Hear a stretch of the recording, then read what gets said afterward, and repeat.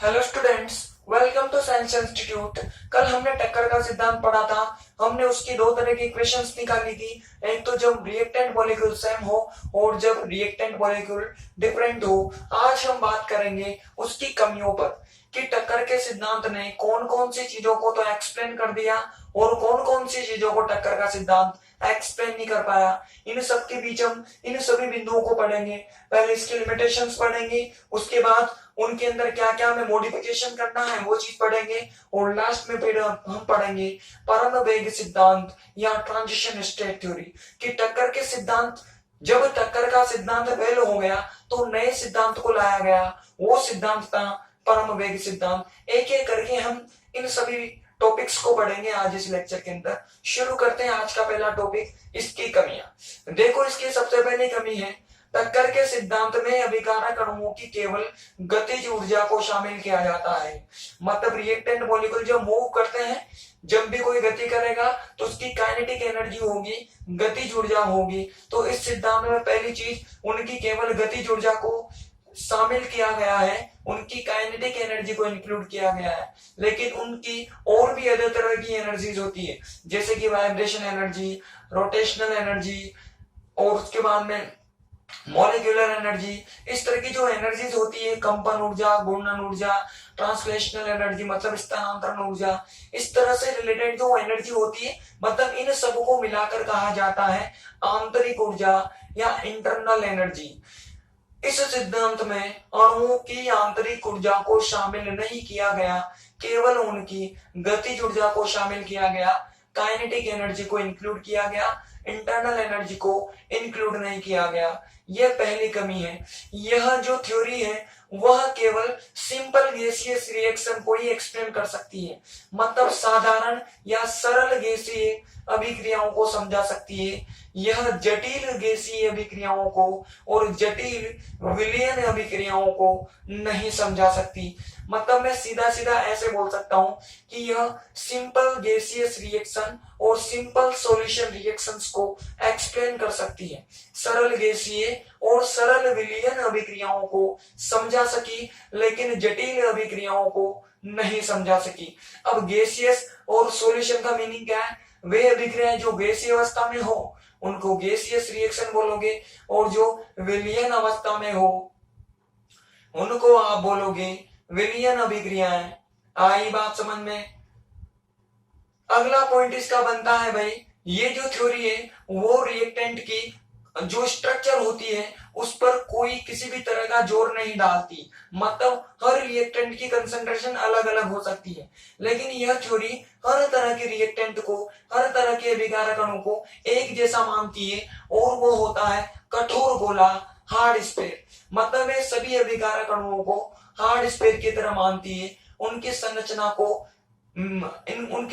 को इंक्लूड ही नहीं करती या उनकी संरचना पर किसी भी प्रकार का कोई ध्यान नहीं देती। तो इस तरह से इसकी कुछ कमियां हैं। पहली तो एनर्जी से रिलेटेड कमी थी। दूसरी, यह सिंपल रिएक्शन को समझा सकी, कॉम्प्लेक्स मतलब जटिल को नहीं समझा सकी। अगली बन गई, यह केवल उनकी मतलब सभी अभिकारक अणुओं को हार्ड स्फीयर मानती है, कठोर गोला मानती है, उनकी संरचना पर किसी भी प्रकार का कोई गौर नहीं फरमाती। इस तरह से इन कमियों को देखते हुए, इतनी सारी कमियां निकल कर आई तो ये सिद्धांत फेल हो गया। फिर इसमें मॉडिफिकेशन किया गया, इसका संशोधित रूप लाया गया और उसका नाम बन गया संशोधित टक्कर का सिद्धांत। फिर इसमें क्या क्या मॉडिफिकेशन हुआ उन सबको हम पढ़ेंगे इसके बाद में। पहले इन सभी पॉइंट्स को लिख लो भाई, फटाफट लिख लो। टक्कर के सिद्धांत की निम्न कमियां हैं। टक्कर के सिद्धांत की निम्न कमियां हैं। टक्कर के सिद्धांत की निम्न कमियां हैं।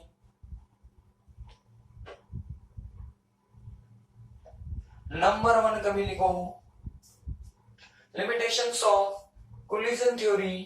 limitations of collision theory can be given as number 1,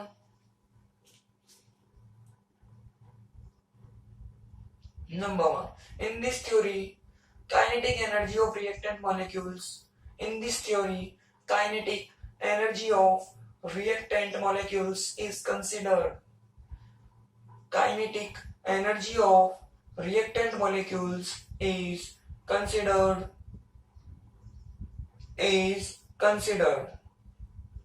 Internal energy is not considered. इस सिद्धांत में अभिकारक अणुओं की गतिज ऊर्जा को शामिल किया गया, उनकी आंतरिक ऊर्जा को नहीं।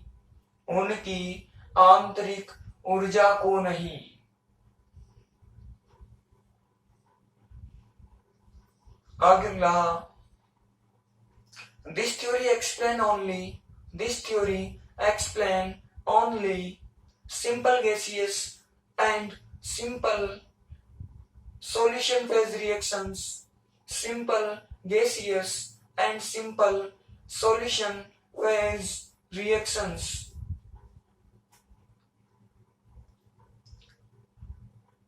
Complex reactions cannot be explained. Complex reactions cannot be explained by collision theory. Complex reactions cannot be explained by collision theory. यह सिद्धांत केवल सरल गैसीय तथा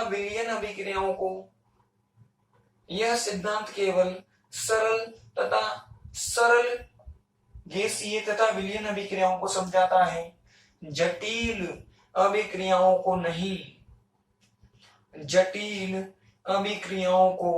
नहीं। In this theory, next point. In this theory, reactant molecules are considered as hard spare.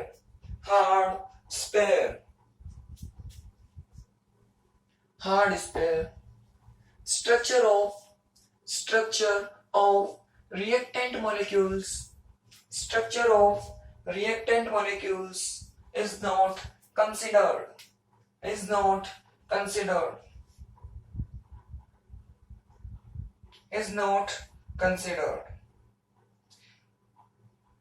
इस सिद्धांत के अनुसार अभिकारक अणुओं को कठोर गोला माना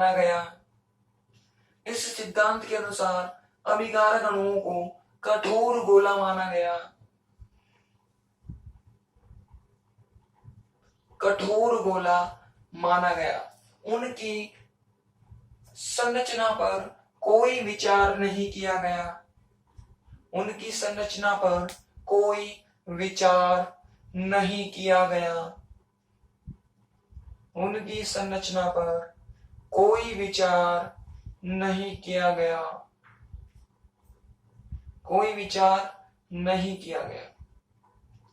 गया। अगले लाइन से लिखो, उपरोक्त कमियों के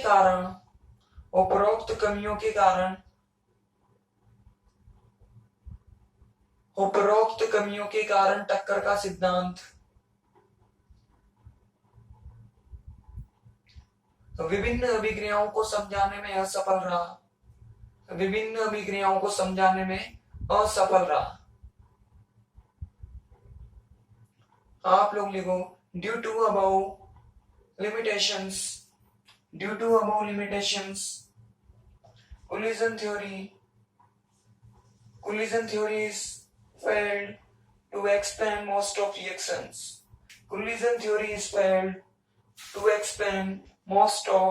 reactions.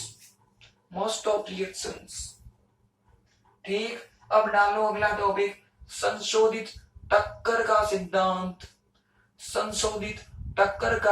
सिद्धांत।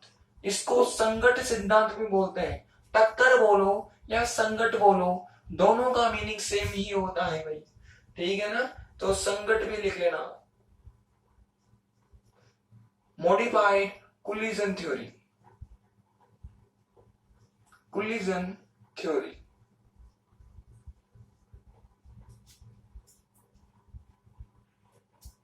जल्दी टॉपिक डालो भाई।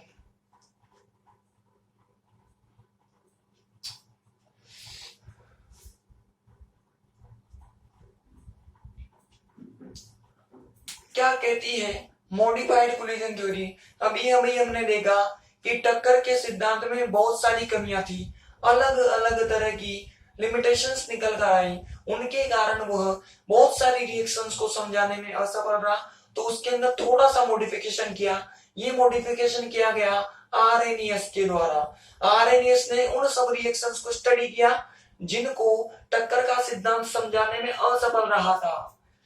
आरएनएस ने उन सब रिएक्शंस को स्टडी किया जिन रिएक्शन को टक्कर का सिद्धांत या कोलिजन थ्योरी समझाने में फेल हो गया कि आखिर इन रिएक्शंस को समझाने में या इन अभिक्रियाओं को एक्सप्लेन करने में ये टक्कर का सिद्धांत क्यों एक्सप्लेन हो गया, मतलब क्यों फेल हो गया। इस बात को आरएनएस ने जाना और जानने के बाद उसने पाया कि उसमें कुछ ऐसा कारक ऐड करना था। आरएनएस ने उन सब रिएक्शंस को स्टडी करने के बाद पाया कि यदि इस इक्वेशन के अंदर, टक्कर सिद्धांत के समीकरण के अंदर हम एक कारक ऐड कर दें तो यह उन रिएक्शंस में से कुछ रिएक्शंस को समझाने में सफल हो जाता है। हमने कल देखा था जो जनरल इक्वेशन थी, स्टार्टिंग वाली जनरल इक्वेशन टक्कर के सिद्धांत की, बताओ वो कितनी आई थी? जेड इंटू क्यू आया था। अगर मैं यहां से क्यू की वैल्यू पुट कर दूं तो आपको फाइनल जो इक्वेशन मिलेगी वह कितनी मिलेगी? इतनी मिलेगी। तो ये थी जनरल इक्वेशन हमारी, ठीक। आरएनएस ने इस समीकरण में एक कारक पी को पुट किया और उसने पाया कि जैसे ही इस कारक को पुट किया गया, इस कारक की मान रखा गया इस समीकरण में, तो यह उनमें से कई तरह की अभिक्रियाओं को समझाने में सफल हो गया और इस कारक को कहा गया प्रायिकता कारक। इसका जो मान होता है वो मान दिया आरएनएस ने 1 से लेकर के 10⁻⁻⁹ के बीच में इसका मान होता है। अब वो डिपेंड करेगा रिएक्शन की नेचर पर और रिएक्टेंट की नेचर पर कि रिएक्शन में रिएक्टेंट किस तरह का है, उसके अकॉर्डिंग पी का मान सेट होता है। सेट होकर ये लगभग उनमें से बहुत सारी रिएक्शंस को समझाने में सफल रहा। इस कारक को कहा जाता है प्रायिकता कारक या प्रोबेबिलिटी फैक्टर या प्रोबेबिलिटी कोफिशिएंट कहा जाता है। ये रिलेटेड होता है उन सब कमियों से जो टक्कर के सिद्धांत में निकल कर आई थी। कौन कौन सी कमियां निकल कर आई थी? पहली कमी तो थी इंटरनल एनर्जी को शामिल नहीं किया गया, आंतरिक ऊर्जा से रिलेटेड होता है। दूसरी कमी उनकी संरचना से रिलेटेड होता है, स्ट्रक्चर से ये कोरिलेट होता है। और अगली कमी वह सॉल्यूशन फेज की रिएक्शन को समझाने में सफल रहा था, कॉम्प्लेक्स को फेल हो गया था, तो उनसे भी रिलेटेड इसमें कुछ गुण डाले गए। इन सब प्रॉपर्टीज को मिलाकर एक नया फैक्टर पी बनाया गया और इसको इंट्रोड्यूस किया गया इस रिएक्शन में। जैसे ही इसको इंट्रोड्यूस किया और नई थ्योरी बनकर निकल कर आई मॉडिफाइड कोलिजन थ्योरी, क्योंकि ये किसका फॉर्म है? कोलिजन थ्योरी का ही रूप है, उसी का रूप है। बस आगे आपको क्या नजर आएगा? एक पी नजर आएगा भाई आगे की तरफ। आगे की तरफ एक पी नजर आया और बन गया नया सिद्धांत, संशोधित टक्कर का सिद्धांत या मॉडिफाइड कोलिजन थ्योरी। आई बात समझ में? यह भी कुछ रिएक्शंस को समझाने में सफल रहा। मतलब यूं कह सकते थे कि पहले हमारे पास 100 रिएक्शंस थी, 100 में से 30 रिएक्शंस तो ऐसी थी जिनको नॉर्मल जो कोलिजन का सिद्धांत हमने कल पढ़ा था, जो नॉर्मल टक्कर का सिद्धांत था, वो समझाने में सफल हो गया था। लेकिन 70 ऐसी रिएक्शंस थी जिनको ये समझाने में फेल हो गया। इनमें से कुछ रिएक्शंस को ये जो मॉडिफाइड कोलिजन थ्योरी बनी, संशोधित टक्कर का सिद्धांत बना, ये समझाने में सफल रहा। माना कि कितनी समझा दी होगी इसने? 15 रिएक्शंस को एक्सप्लेन कर दिया। रिमेनिंग जो 55 रिएक्शंस थी यह भी इनको समझाने में असफल हो गया। कुल मिलाकर यूं कहा जा सकता है कि न तो टक्कर का सिद्धांत कुछ कमाल कर सका, ना ही उसका जुड़वा कुछ कमाल कर सका। ये जुड़वा हुआ क्या हुआ? दोनों की दोनों थ्योरीज कुछ रिएक्शंस को समझाने में बिल्कुल फेल हो गई। तो इनको समझाने के लिए जो ये 55 रिएक्शंस बची, इनको एक्सप्लेन करने के लिए एक नया सिद्धांत बनाने की आवश्यकता पड़ी। एक नई तरह की थ्योरी बनाने की नीड हुई। अब वह थ्योरी क्या है, अब उसको पढ़ेंगे हम इसके बाद में। फिलहाल तो हम लिखते हैं मॉडिफाइड कोलिजन थ्योरी को। भाई ये बनाया किसने था? आर्हेनियस ने। ये वही आर्हेनियस ने, ये वही आर्हेनियस है जो एक दो लेक्चर पहले आया था। किसको लेकर? अपना खुद का सिद्धांत लेकर आया था, एक्टिवेशन एनर्जी वाला। हाँ बिल्कुल ये वही वाला है। लिखो फटाफट से। टॉपिक तो डाल लिया होगा आप लोगों ने, लिखो। टक्कर के सिद्धांत की उपरोक्त कमियों को, टक्कर के सिद्धांत की उपरोक्त कमियों को दूर करने के लिए, टक्कर के सिद्धांत की उपरोक्त कमियों को दूर करने के लिए, उपरोक्त कमियों को दूर करने के लिए टक्कर के सिद्धांत के समीकरण में एक नया कारक P, एक नया कारक P जोड़ा गया, एक नया कारक P जोड़ा गया जो अभिकारक अणुओं की आंतरिक ऊर्जा, जो अभिकारक अणुओं की आंतरिक ऊर्जा तथा उनकी संरचना से संबंधित होता है, आंतरिक ऊर्जा तथा उनकी संरचना से संबंधित होता है।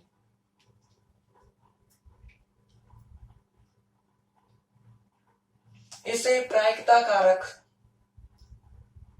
इसे प्रायिकता कारक कहते हैं। इसे प्रायिकता कारक कहते हैं।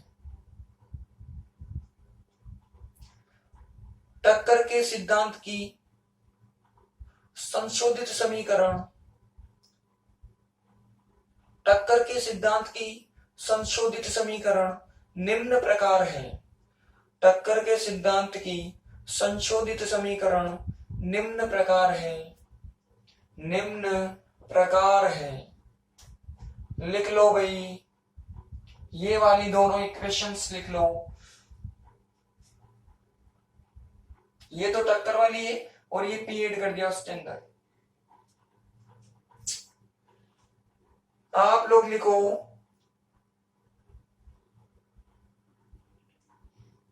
to remove above limitations of, to remove above limitations of collision theory, collision theory, factor P is introduced, factor P is introduced in equation of collision theory. To remove limitations of collision theory, factor P introduced in equation of collision theory, factor P introduced in equation of collision theory. This factor P is related to, this factor P is related to internal energy of, internal energy of reactant molecule and structure of reactant molecule, internal energy of reactant molecule and structure of reactant molecule. This factor P is called, this factor P is called probability factor, probability factor. Equation of modified collision theory, equation of modified collision theory, modified collision theory can be given as, can be given as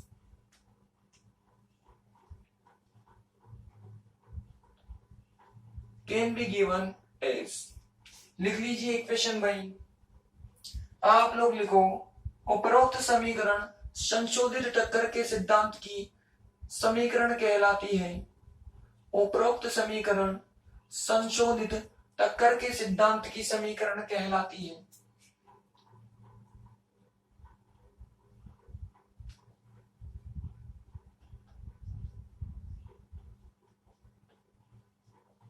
संशोधित टक्कर के सिद्धांत की समीकरण कहलाती है।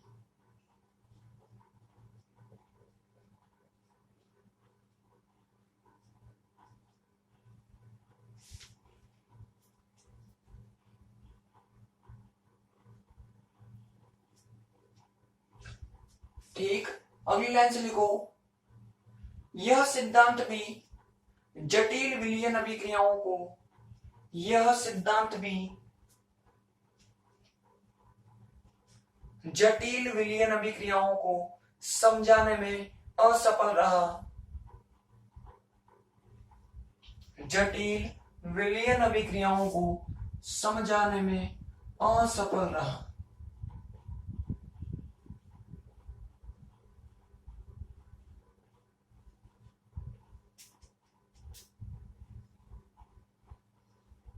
जटिल विलयन अभिक्रियाओं को समझाने में असफल रहा। आप लोग भी लिख लो भाई, this theory is also failed, this theory is also failed to explain complex solution phase reactions, complex solution phase reactions।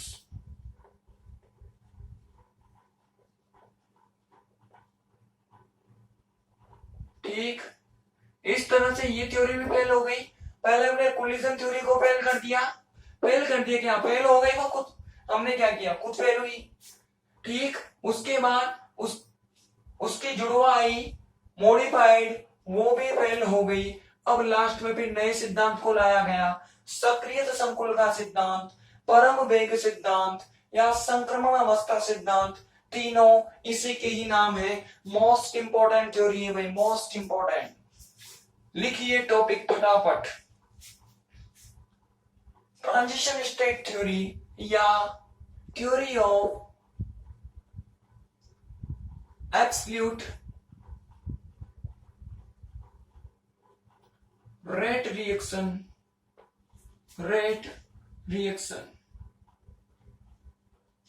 तीनों इसी के ही नाम है भाई ये, या एक्टिवेटेड कॉम्प्लेक्स थ्योरी। तीन नाम है इस थ्योरी के, इन तीनों में से किसी भी नाम से ये आ सकती है भाई। मोस्ट इंपोर्टेंट थ्योरी है यह थ्योरी, सब तरह की रिएक्शंस को समझाने में सफल रही, हर तरह की रिएक्शंस को समझा सकी है ये थ्योरी। और थर्ड नाम क्या हो जाएगा भाई इसका, activated complex theory, complex theory. ठीक, इनके शॉर्ट फॉर्म बड़े चलते हैं भाई, इसको शॉर्ट में बोलते हैं टीएसटी, इसके नाम से भी आता है, इसको शॉर्ट में बोलते हैं एआरटी, इसके नाम से भी पूछा जाता है ये, और इसको शॉर्ट में बोलते हैं एसीटी, इसके नाम से भी पूछा जाता है। सीधा आता है, टीएसटी को समझाइए या टीएसटी का पूरा नाम लिखिए, एआरटी का पूरा नाम लिखिए या एसीटी का पूरा नाम लिखिए। और ये थ्योरी मोस्ट इंपोर्टेंट है, हर तरह की रिएक्शंस को समझाने में सफल हो गई है। क्या है भाई, वन बाय वन मैं आपको इसको एक्सप्लेन करता चलता हूं। देखो भाई, इस सिद्धांत का पहला पॉइंट कहता है, अब देखो किसी भी सिद्धांत को समझने के लिए पहले हमें कोई ना कोई एक रासायनिक अभिक्रिया माननी पड़ेगी। माना कि हमने एक रासायनिक अभिक्रिया मानी, ये मैंने ए लिया, ए की रिएक्शन मैंने बी से कराई, और ये दोनों प्रोडक्ट का फॉर्मेशन कर लेंगे, उत्पाद का निर्माण कर लेंगे। तो यह सिद्धांत कहता है कि जब भी किसी रिएक्शन में क्रियाकारक अणु उत्पाद का निर्माण करेंगे, रिएक्टेंट मॉलिक्यूल्स प्रोडक्ट का फॉर्मेशन करेंगे, तो फॉर्मेशन करने से पहले रिएक्टेंट मॉलिक्यूल के बीच में कोलिजन्स होती है, टक्करें होती हैं। मतलब अभिकारक अणु टक्कर करके उच्च ऊर्जा की अवस्था का निर्माण करते हैं। रिएक्टेंट मॉलिक्यूल्स कोलाइड करके हाई एनर्जेटिक स्टेट का फॉर्मेशन करते हैं। उस हाई एनर्जेटिक स्टेट को कहा जाता है सक्रिय संकुल या एक्टिवेटेड कॉम्प्लेक्स। एक्टिवेटेड कॉम्प्लेक्स भी बोलते हैं उसको, या ट्रांजिशन स्टेट भी बोलते हैं उसको। एक्टिवेटेड कॉम्प्लेक्स बोल दो या ट्रांजिशन स्टेट बोल दो, संक्रमण अवस्था भी कहा जा सकता है और सक्रिय संकुल भी कहा जाता है। उस सक्रिय संकुल की ऊर्जा अभिकारक तथा उत्पाद, रिएक्टेंट और प्रोडक्ट दोनों की एनर्जी की कंपेयर में बहुत ज्यादा हाई होती है। अगर हमें उसे ग्राफ से रिप्रेजेंट करना हो तो उसे हम ग्राफ से इस तरीके से रिप्रेजेंट कर सकते हैं। मतलब इस सिद्धांत के अनुसार ऐसा कहा जा सकता है कि ये प्रोडक्ट बनाने से पहले ऐसा करेंगे, ये ए था ये बी था, दोनों ने कोलाइड किया, टक्कर की, टक्कर करते ये एक सक्रिय संकुल बनाएंगे, ट्रांजिशन स्टेट बनाएंगे, जिसको मैंने ए बी स्टार से रिप्रेजेंट कर दिया। और भी ये जो ए बी स्टार है ये कन्वर्ट होता है पी के अंदर। बोलो कहा जा सकता है क्या ऐसा? ऐसा ही हुआ। ये पी में डायरेक्ट नहीं जाते, पहले एक स्टेशन बीच में आता है, नाम क्या है उसका? ए बी स्टार स्टेशन आएगा, वहां कुछ देर रुकेंगे, फिर कहा जाएंगे? पी के पास जाएंगे। अगर हमें इसी चीज को ग्राफ से रिप्रेजेंट करना हो तो हम इसे ग्राफ से कुछ इस प्रकार से प्रदर्शित कर सकते हैं भाई। पहले भी मैंने काफी टाइम ये ग्राफ बनाया आप लोगों के सामने। इधर की तरफ तो ए था और बी था, इन दोनों ने टक्करें की और ये बनाएंगे A B star. A B star को आप संक्रमण अवस्था, ट्रांजिशन स्टेट या एक्टिवेटेड कॉम्प्लेक्स कहते हो, ठीक। फिर ये कन्वर्ट होगा पी के अंदर। अब एक चीज ध्यान से देखना, इस ए बी स्टार के पास दो रास्ते हैं। अभी ये कहाँ खड़ा हुआ है? चौराहे पर खड़ा है, किसी सर्कल पर खड़ा हुआ है। सर्कल पर बहुत सारे रास्ते होते हैं, कहीं भी जाया जा सकता है, वैसे ही ये भी सर्कल पर है। एक रास्ता ये वाला है, एक रास्ता ये वाला है। अगर बाय द वे ये इस वाले रास्ते को चूज करता है, इस वाले पाथ को चूज करता है, तो क्या होगा? जब ये इस वाले पाथ में आएगा तो वापस ए और बी में कन्वर्ट हो जाएगा। मतलब रिएक्शन कहाँ आ जाएगी? बैकवर्ड डायरेक्शन में आ जाएगी, पश्चिम दिशा में आ जाएगी। माना कि ये इस वाले रास्ते पर गया तो फिर किसका फॉर्मेशन करेगा? प्रोडक्ट का फॉर्मेशन करेगा, उत्पाद का निर्माण कर लेगा। तो ए बी ने पहले ए बी स्टार बनाया, सक्रिय संकुल बनाया, फिर सक्रिय संकुल कन्वर्ट होता है पी के अंदर। आ गई बात समझ में? पहला पॉइंट क्या था भाई कि दोनों टक्कर करेंगे। फिर दूसरा पॉइंट क्या होगा? टक्कर करने पर वो उच्च ऊर्जा की अवस्था का निर्माण करते हैं, जिसे सक्रिय संकुल या संक्रमण अवस्था कहते हैं। ट्रांजिशन स्टेट या एक्टिवेटेड कॉम्प्लेक्स कहा जा सकता है उस हाई एनर्जेटिक स्टेट को जो कुछ इस तरह से रिप्रेजेंट की जाती है। इसकी एनर्जी इस रिएक्टेंट और इस प्रोडक्ट की कंपेयर में बहुत ज्यादा हाई होती है।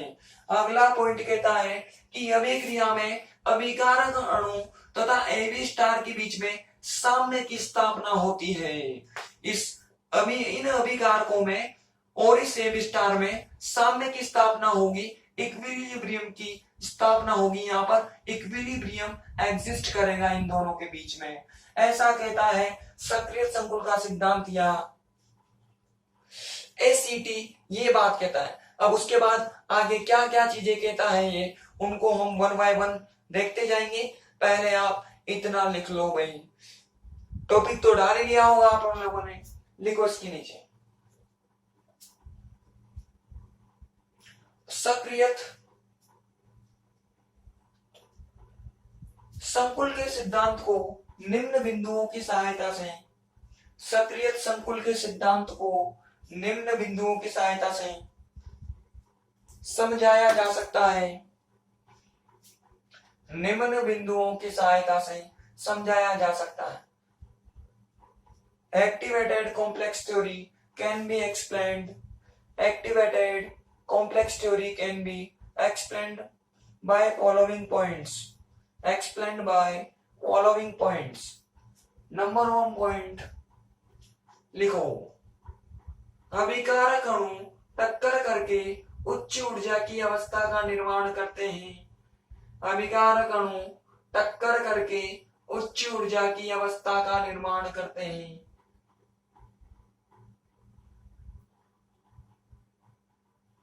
इस उच्च ऊर्जा की अवस्था को, इस उच्च ऊर्जा की अवस्था को संक्रमण अवस्था अथवा सक्रिय संकुल कहा जाता है। संक्रमण अवस्था अथवा सक्रिय संकुल कहा जाता है।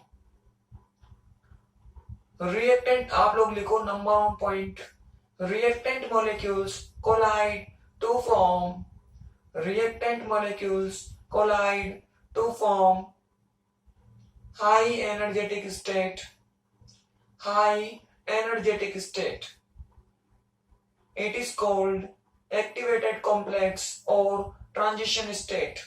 It is called activated complex or transition state.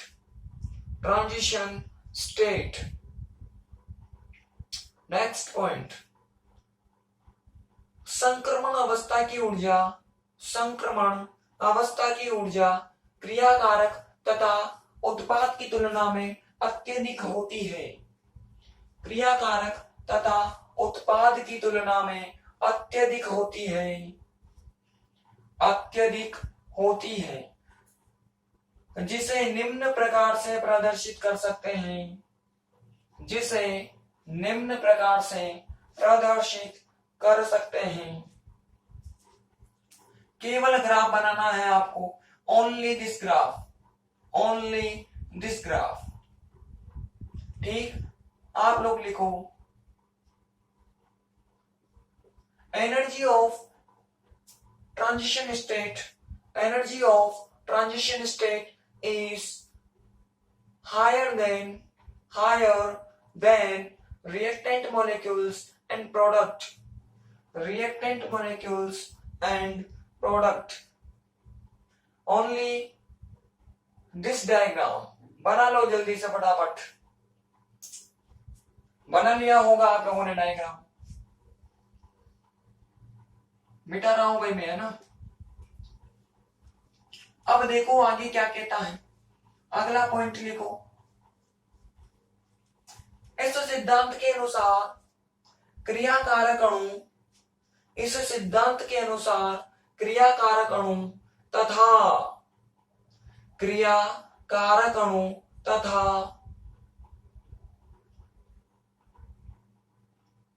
संक्रमण अवस्था के मध्य निम्न प्रकार से साम्य की स्थापना होती है। संक्रमण अवस्था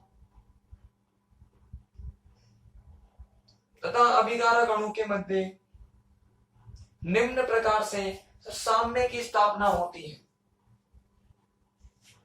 लिख लो नेक्स्ट पॉइंट, फॉलोइंग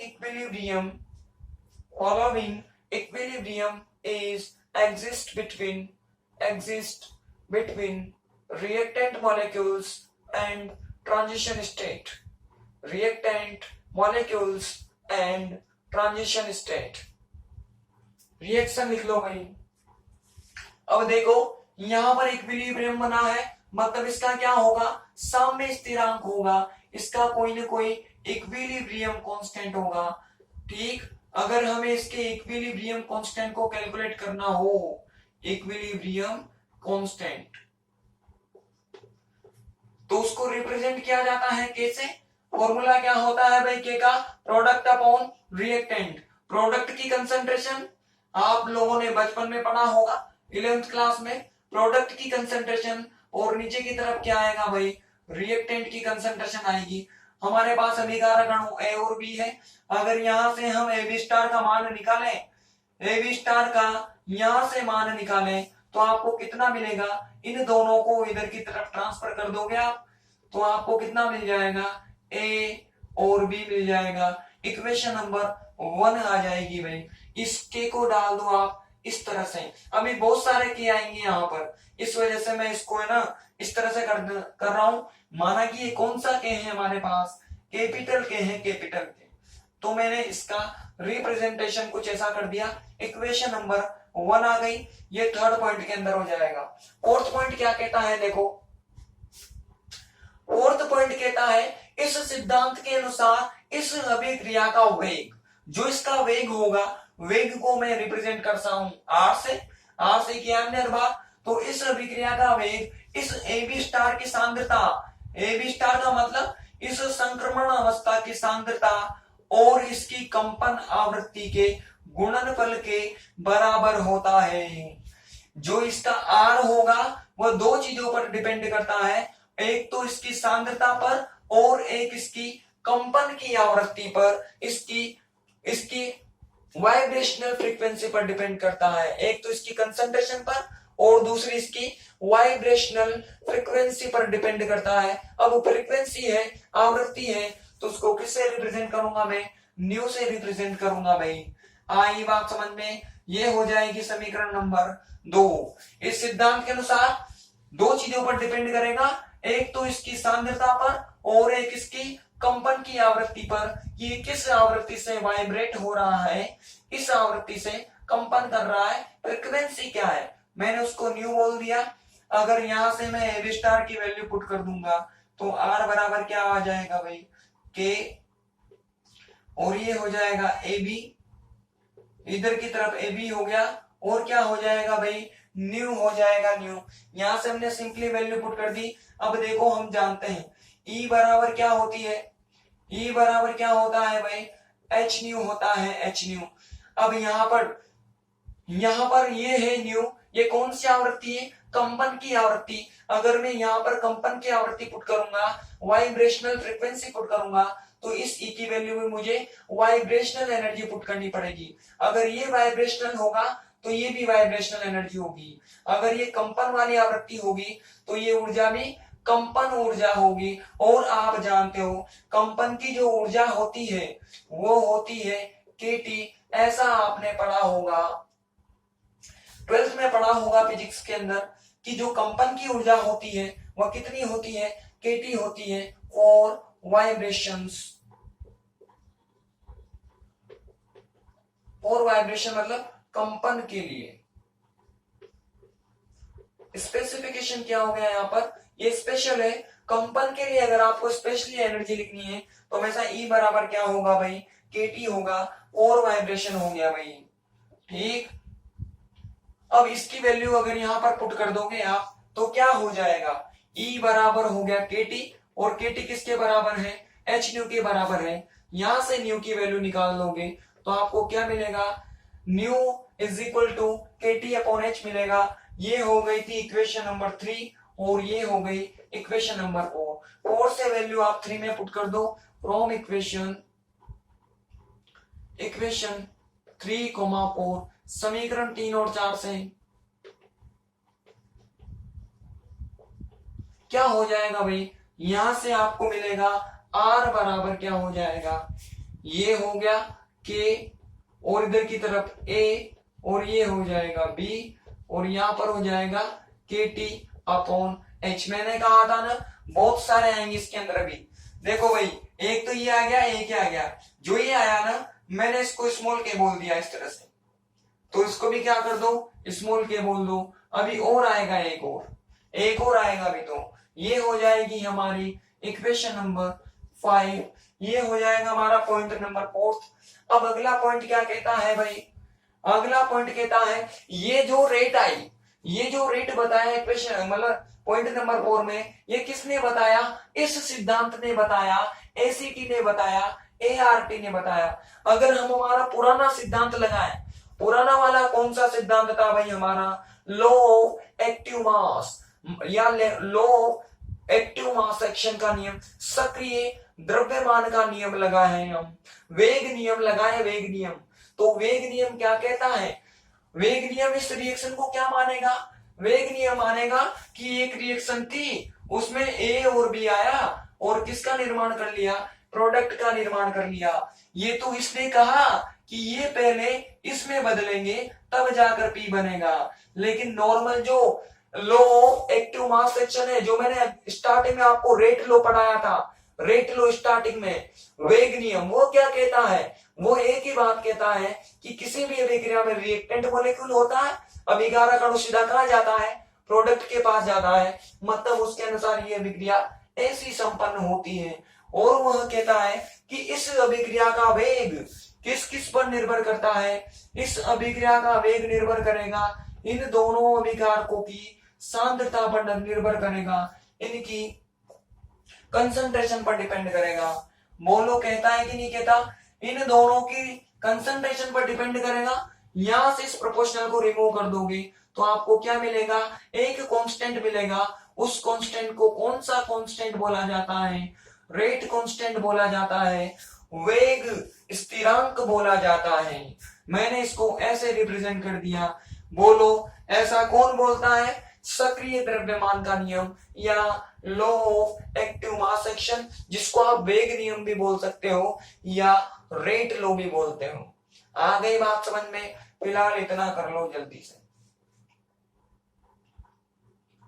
लिखो फोर्थ पॉइंट के अंदर ये इक्वेशन लिखो और फटाफट यहां तक आ जाओ, समीकरण नंबर 1 तक आ जाओ जल्दी। स्क्रीनशॉट ले ला के कर लेना भाई, फटाफट कर लिया होगा आपने। पॉइंट नंबर 4 में लिखो, इस सिद्धांत के अनुसार अभिक्रिया का वेग, इस सिद्धांत के अनुसार अभिक्रिया का वेग संक्रमण अवस्था की सांद्रता तथा इसकी कंपन आवृत्ति पर निर्भर करता है। संक्रमण अवस्था की सांद्रता तथा इसकी कंपन आवृत्ति ब्रैकेट में न्यू लिख लो, न्यू पर निर्भर करता है, न्यू पर निर्भर करता है। कंप्लीट कर लो, यहां से लेकर के कहां तक करोगे भाई? यहां तक आ जाओ, इक्वेशन नंबर 5 पर आ जाओ फटाफट। आप लोग लिखो, according to this theory rate depends on concentration of transition state and vibrational frequency of transition state, bracket में न्यू लिख लेना। वाइब्रेशनल फ्रीक्वेंसी को हमने माना है न्यू। आप लोग 20 वाले फोर्थ वाले पॉइंट से यहां से लेकर के कहां तक आओगे? 5 तक आ जाओ भाई, जल्दी स्क्रीनशॉट ले लाके कर लो भाई। आ गए होंगे आप 5 पर। अब 5th पॉइंट लिखो,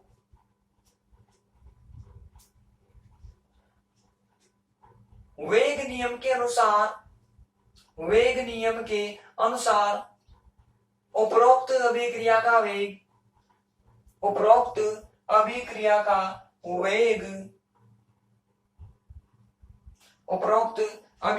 वेग अभिकारकों की सांद्रता के समानुपाती होता है। अभिकारकों की सांद्रता के समानुपाती होता है, जिसे निम्न प्रकार से दिया जा सकता है, जिसे निम्न प्रकार से दिया जा सकता है, निम्न प्रकार से दिया जा सकता है। कैसा होगा भाई? ऐसा होगा। अब देखो थोड़ा सा और बच रहा है, फटाफट देख लो। ये 5 है, ये 4 है, ये भी आर का ही फॉर्मूला है और ये भी आर का ही फॉर्मूला है, तो इन दोनों का कंपैरिजन कर दो आप। आर से आर कट गया, इधर की तरफ ए बी से ए बी कट गया, तो जो ये के था, ये के किसके बराबर हो जाएगा? इधर की तरफ जो ये के है इसके बराबर, और यहाँ पर जो ये के नजर आ रहा है इसके बराबर, और नीचे की तरफ क्या आ जाएगा? एच आ जाएगा। ये जो के है ना, ये किस किस के बराबर है? ए बी से ए बी कट गया, तो यहाँ पर तो के बचा, इधर की तरफ क्या क्या बचा? एक तो ये बचा और एक पूरा का पूरा ये वाला पार्ट बचा। तुलना कर दी तो हमने रेट कांस्टेंट को किसके रूप में लिखा? ये तो क्या है? साम्य स्थिरांक, इक्विलिब्रियम कांस्टेंट, और ये क्या है भाई? Boltzmann constant. यहाँ पर जो कांस्टेंट आता है वो कौन सा कांस्टेंट होता है? बोल्ट्जमान कांस्टेंट है भाई ये। तो ये कैसे लिख दिया हमने? समीकरण 5 तथा 6 से तुलना करने पर लिख दिया हमने। ठीक, 5th पॉइंट कंप्लीट कर लो, नीचे तक आ जाओ भाई। आप लोग लिखो 5th के अंदर, according to rate law,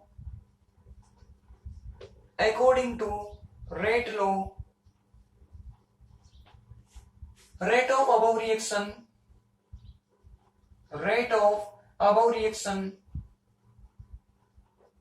directly proportional to product of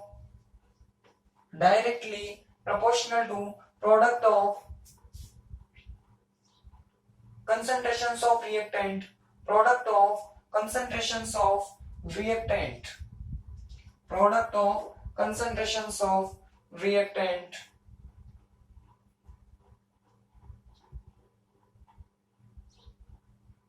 ठीक, कर लो नीचे तक आप लोग भी।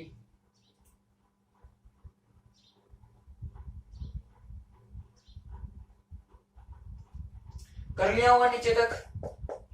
देखो साथ के नीचे, यह समीकरण संक्रमण अवस्था सिद्धांत की, यह समीकरण संक्रमण अवस्था सिद्धांत की समीकरण कहलाती है। संक्रमण अवस्था सिद्धांत की समीकरण कहलाती है। This equation is called equation of transition state theory. Equation of transition state theory. Transition state theory. ठीक, तो इतने सारे पॉइंट्स के बाद में हमने समीकरण निकाली के बराबर के टी अपॉन एच। यह जो समीकरण है वो होती है ट्रांजिशन स्टेट थ्योरी की समीकरण, संक्रमण अवस्था सिद्धांत की समीकरण। इसका एक और रूप निकाल कर देखेंगे हम, थर्मोडायनेमिक फॉर्म निकालेंगे, वो हम कल करेंगे। इस समीकरण ने सभी तरह की रिएक्शन को समझाया, वो सब के सब हम कल देखेंगे भाई। आज के लिए इतना ही। आज के लेक्चर में कुछ समझ में ना आया हो तो आप मुझे कमेंट कर सकते हो। कल मिलते हैं भाई।